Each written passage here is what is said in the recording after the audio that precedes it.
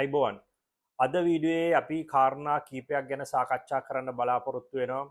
අර පොදු විපක්ෂයේ පක්ෂ කීපයක් එකතු වෙලා ඒ සංවිධානය කරන්න යන මහජන හඬ ඒ වැඩසටහනේ සමගි ජන බලවේගයේ දායකත්වය මොන වගේද කියන එක.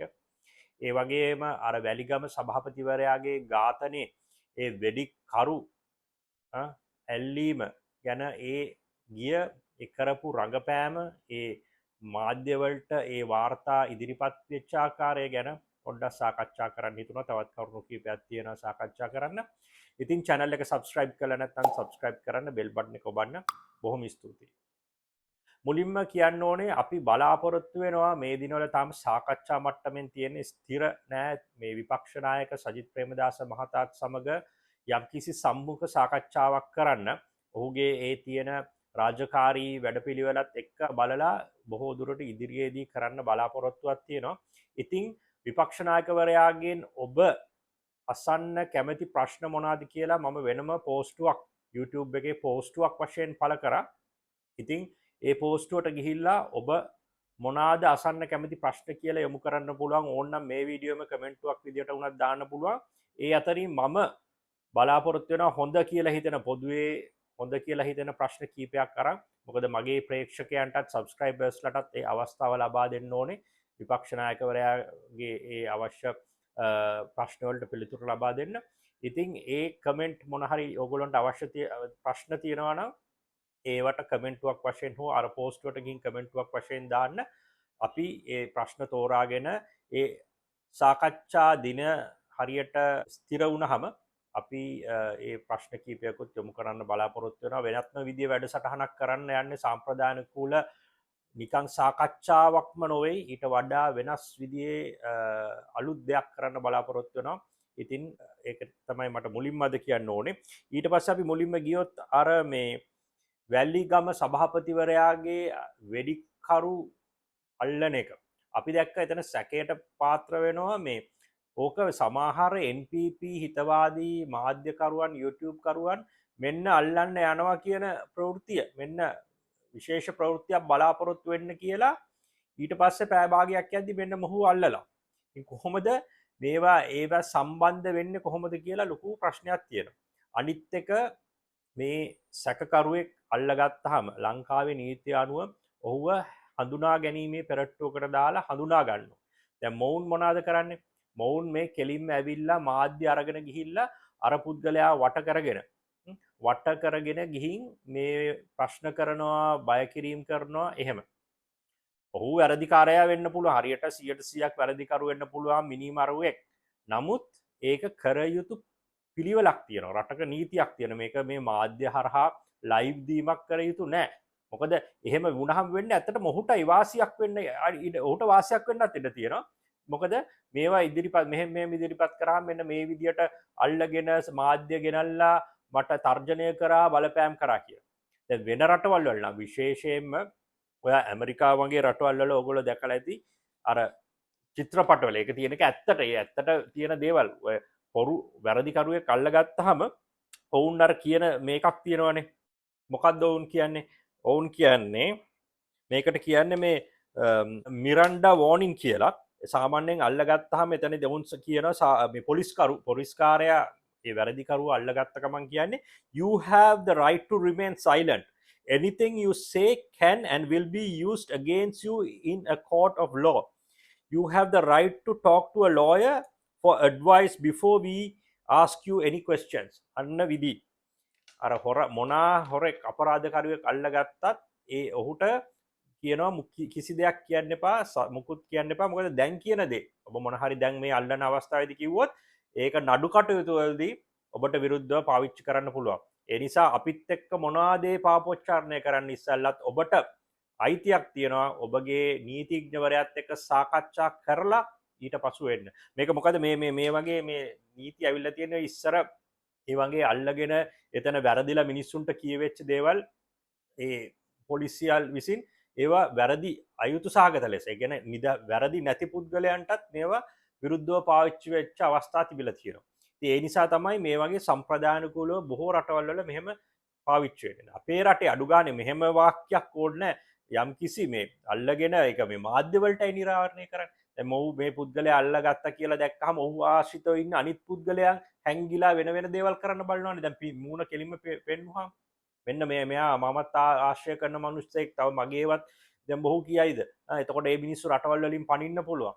ඒ වගේ ගොඩක් මේ අනවශ්‍ය මාධ්‍ය සංදර්ශන දැනීමක් තමයි මෙතන වෙන්නේ. අනිත් එක කොහොමද මේ දවස් 3න් අර ආනන්ද විජයපාල කියන දවස් 3න් අල්ලනවා කිව්ද හරියට දවස් 3 යද්දිම කොහොමද මේ ඒ දේ වෙන්නේ? මෙතන බොහෝ සැකසහිත කරුණු තියෙනවා. සමහර මම දැක්ක සමාජ මාධ්‍යයේ කියලා තියෙනවා මේ ඔහුමද කියලා. මොකද අර වෙඩික්කරු ඇවිල්ලා එතන අපිට CCTV දර්ශනවලින් පේන්නේ ටිකක් මැදිවියේ පුද්ගලයෙක් විදියට. මේ පුද්ගලයා නිකන් තරුණ පුද්ගලයෙක්. අනිත් එක මොහුගේ හැසිරීම බලන්න. මේ පාතාල මේ වෙඩි තියන්න යන පුද්ගලයෙක් මෙහෙම මේ බය වෙලා මේ පාසල් ළමයෙක් පොලිසියට කොටු වුණා වගේ ඔහුගේ කලක්‍රියාව.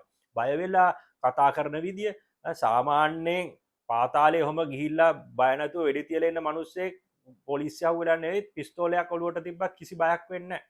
ඒ මොකද ඔවුන්ගේ මානසික විකෘතියත් එක්ක හැදිලා තියෙන தත්ත්වය. මම මේක මේ උත්කර්ෂයට නගනවා නෙවෙයි. ඔවුන්ගේ විකෘති தත්ත්වය ඔවුන් මේ ඕන දෙයක් වුණා කියලා ඉන්නේ. මම කලින් වීඩියෝෙත් කිව්වේ ඔවුන් වෙඩි තියන්නම යන්නේ ඇතුළට යන්න බලන්න. මොකද ඔවුන්ට ඇතුළේ ඉන්න එක වාසිදායකයි. ජීවිතයට තර්ජනය අඩුයි. මේ හිරේ ඇතුළේ ඉන්න එක. ඉතින් අපිට කියන්න තියෙන අපි දැක්ක අර සාලිය පිරිසුත් මේකට මේ නිවේදනයක් නිකුත් කරලා තියෙනවා. මෙහෙම කරන එක මාධ්‍ය හරහා ගෙනල්ලා මේවා උලුප්පන එක ඒක බොහොම වැරදි ක්‍රියාවක් කියලා.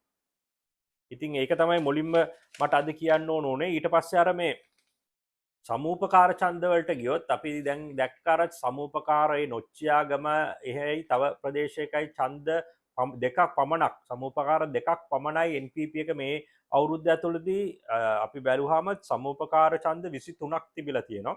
ඒ 23න් 21ක්ම පොදු විපක්ෂ සමගි ජන බලවේගය ප්‍රමුඛ පොදු විපක්ෂ ජයග්‍රහණය කළා. මාලිමාව ඒ දෙකක් පමණයි ජයග්‍රහණය කරේ. අපි අර නොච්චියාගම එක අපි ඉදිරිපත් කළේ අවශ්‍ය තැන්වලටත් ඒ පුද්ගලයන් ඒ පැතිවල ඉන්න සංවිධායක මහත්වරු දැනුවත් කරලා තියෙන දැන් අනිත් ප්‍රදේශවලත් මේ දේ සිදු නොවෙන්න සිදු වෙනවා නම් ඒ අවශ්‍ය පුද්ගලයන් දැනුවත් කරන්න කටයුතු යොදලා තියෙන. ඒ නිසා ඉදිරියේදී NPP එකට මේ සමාජිකයන් දැහැ ගැනීම ලේසි වෙන එකක් නැහැ. ඉතින් මේ වෙද්දිත් අර දෙක ඇරුණාම මේ වසන්ත සමරසිංහ දාලා තිබ්බේ දෙකේම දාලා තිබ්බ ඔය නුවර පැත්තේකුයි අර නොච්චියාගම නුවර පැත්තේ මට නම හරියට මතක නැහැ.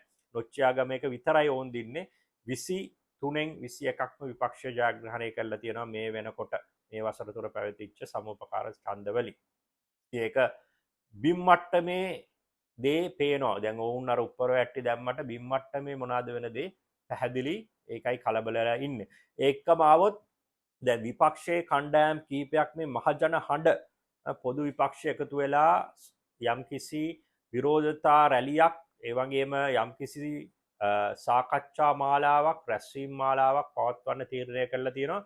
මේකට අපි දැක්කා ශ්‍රී ලංකා පොදු ජන පෙරමුණ, ශ්‍රී ලංකා නිදහස් පක්ෂ, ඒ වගේම එක්සත් ජාතික පක්ෂ, ඒ වගේම පොඩි පක්ෂ අපි දැක්කා චම්පික රණවක එහෙම දයාසිරි ජයසේකර ඔහුගේ ඒ පැත්තෙන් ශ්‍රී ලංකා නිදහස් පක්ෂය ඔහුගේ කණ්ඩායම නියෝජනය කරමින් එහෙම කීප දෙනෙක් ඉන්නවා. දැන් මේකට සමගි ජන බලවේගය සහභාගී නොවන බවක්. ඒ කියන්නේ මේකට පොදු විපක්ෂයේ මෙහෙමයි. එක්සත් ජාතික පක්ෂය සමගි ජන බලවේගය එකතු වෙන එක ඉදිරියට යනවා. කබීර් හෂීම් මහතාගේ ප්‍රධානත්වයෙන් ඒ අවශ්‍ය ඒ දේවල් යොමු කරලා තියෙන දැන් එක්සත් ජාතික පක්ෂයට ඒ සාකච්ඡා ඉදිරියට ක්‍රියාත්මක වෙනවා. කිසි ප්‍රශ්නයක් නැහැ. නමුත් දැන් අනිත් කණ්ඩායම් එක්ක එකතු වීමේදී සමගි ජන බලවේගයට පැහැදිලි ප්‍රශ්නයක් තියෙනවා. ඔයගොල්ලෝ දන්නවා ගෝඨාභයගේ කාලේ ඉඳන් සමගි ජන බලවේගය මේ පක්ෂවල ඉන්න සමහර පුද්ගලයන්ට විරුද්ධව ගිහිල්ලා ආර්ථික කඩා වැටීමට කවුද සම්බන්ධ වුණේ මොන තීරණද සම්බන්ධ වුණේ කියලා ඒවට නඩු කටයුතු වලට ගිහිල්ලා තීරණ ගත්තා. විශ්වාස භංග ගෙනාව සමහර පුද්ගලයන්ට එරෙහිව. ඒ වගේම මේ සමහර පක්ෂවල ඉන්න සමහර පුද්ගලයන් 100%ක් පිරිසිදු චරිත නෙවෙයි. සමගි ජන බලවේගය කියන්නේ මේ සාම්ප්‍රදායික පක්ෂවලින් අයින් වෙලා පිරිසිදු චරිතත් එක්ක අවදපු පක්ෂයක්. ඉතින් මම මේක කියන්නේ මේ පක්ෂවල ඉන්න ඔක්කොම අයින් කළා ඔක්කොම නරක පුද්ගලයන් කියලා සමහර චරිත තියෙනවා ප්‍රශ්න සහගත. අන්න ඒ නිසා තමයි මේ පොදු වැඩපිළිවෙලට එකතු වීමේදී අනිත් පක්ෂ ශ්‍රී ලංකා නිදහස් පක්ෂය පොදු පෙරමුණ එක්ක එකතු වීමේදී යම්කිසි සමාජිකයන් මම දැක්ක මගේ පෝස්ට් වල කමෙන්ට් වලත් දාලා තියෙනවා බොහෝ දෙනා මේ සමහර පක්ෂත් එක්ක එකතු වීමක් නොකර යුතුයි කියලා. ඒක තමයි මගෙත් අදහස. මොකද සමගි ජන බලවේගය හැදුවෙත් සාම්ප්‍රදායික පක්ෂ වලින් මිදිලා හරි අලුත් ධනවාදී කොළ කඳවුරේ පැත්තේ පක්ෂයක් ඉදිරියට. ඒකට එක්සත් ජාතික පක්ෂයත් එක්ක ඒ සමාන අදහස් සමාන ප්‍රතිපත්ති තියෙන අයත් එක්ක එකතු වුණාට කමන්නේ. නමුත් සමහර පක්ෂයත් එක්ක පොදු විපක්ෂයේදී විපක්ෂයේ කෙනෙක්ට ප්‍රශ්නයක් වුණොත් එකතු වෙලා ඒ උද්ඝෝෂණයකට සහභාගී වීම ප්‍රශ්නයකදී කතා කිරීම ඒක කිසි ප්‍රශ්නයක් නැහැ. මොකද විපක්ෂයේ කණ්ඩායම එකතු වෙලා දේවල් කර යුතුයි. නමුත් සන්දානයක් වශයෙන් හැදෙනවා නම් එතන ප්‍රශ්නකාරී තත්ත්වයක් තියෙනවා. ඒ සන්දානයට සමගි ජන බලවේගයේ එක්වීම ගැන. ඒ නිසා බහුතරයක්ගේ බහුතර මොකද හැමෝටම එක අදහස් නැහැ. බහුතර කෘත්‍යාධිකාරී මණ්ඩලය සමාජිකයන්ගේ අදහස් විමසද්දී ඒ විමසීමේදී දැනගෙන තිබෙන්නේ මේ වගේ පුළුල් සංධානයක අනිත් පක්ෂ ඔක්කොම එකතු වෙලා හැදෙන සංධානයකදී සමගි ජන බලවේගය එහෙම සංධානගත වීමක් වෙන්නේ නැහැ. එක්සත් ජාතික පක්ෂය සහ සමගි ජන බලවේගය තමයි සංධානගත වීම සිද්ධ වෙන්නේ කියලා.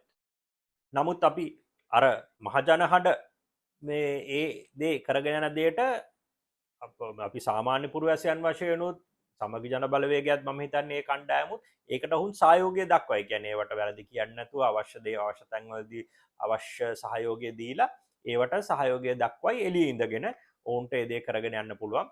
සමගි ජන බලවේගය ප්‍රධාන විපක්ෂ වශයෙන් වෙනම කාර්යභාරයක් පාර්ලිමේන්තුව ඇතුළතදී පාර්ලිමේන්තුවෙන් පිටත් අපි දකිනවා සජිත් ප්‍රේමදාස මහතා හැම සුමානකම මේ විපක්ෂ නායක ජංගම සේවය මගින් ප්‍රශ්න ජනතාව අතරට මොකද මේ තව දුරටත් මේවා මේ ඇතුළ ඉඳගෙන උද්ඝෝෂණ වලින් පමණක් රැස්වීමකින් පමණක් විසඳිය හැකි ප්‍රශ්න වේ ලංකාවේ මිනිස්සු දැන් මුණ දීලා තියෙන විශේෂයෙන්ම මේ අඩු ආදායම්ලාභී පොඩි මිනිස්සු ඒ මිනිස්සු ළඟට ගිහිල්ලා හරි ප්‍රශ්න අඳුනගෙන ඉදිරියේදී රජයකදී මේ ප්‍රශ්නවලට කොහොමද මොනවාද හදිසි සෑදිය යුතු වැඩපිළිවෙල ඒ වගේම වර්තමානයේදී තව රජයක් එන්නේ ඉස්සෙල්ලා කොහොමද විපක්ෂයේ ඉඳන් ආණ්ඩුවට මේව කරන්න බල කරන්න කියලා කරන වැඩසටහනක් තමයි ඉදිරියට ගෙනන්නේ. ඉතින් අපි බලමු එක්සත් ජාතික පක්ෂයත් සමගි ජන බලවේගයත් එකතු වෙන ගමන ඉක්මනට ඒ දේ වෙලා එක හොඳ සන්දානයක් කොළ කඳවුරේ හොඳ සන්දානයක් බිහි වෙයි. මොකද ඉදිරියේදී එන්න තියෙන්නේ 94න් පස්සේ ලංකාවේ මිනිස්සුන්ට කොළ පැත්තෙන් ජනාධිපතිවරයෙක් හදාගන්න බැරි වෙච්ච ප්‍රශ්නෙට විසඳුමක් ඉක්මනටම ඉදිරි මැතිවරණවලදී අපිට ලැබෙයි කියලා බලාපොරොත්තු වෙනවා. ඒ ටික තමයි මට කියන්න ඕන උනේ. channel එක subscribe කරලා නැත්නම් subscribe කරන්න. bell button එක ඔබන්න. අපි තව වීඩියෝ එකකින් හම්බෙමු. බොහොම ස්තුතියි.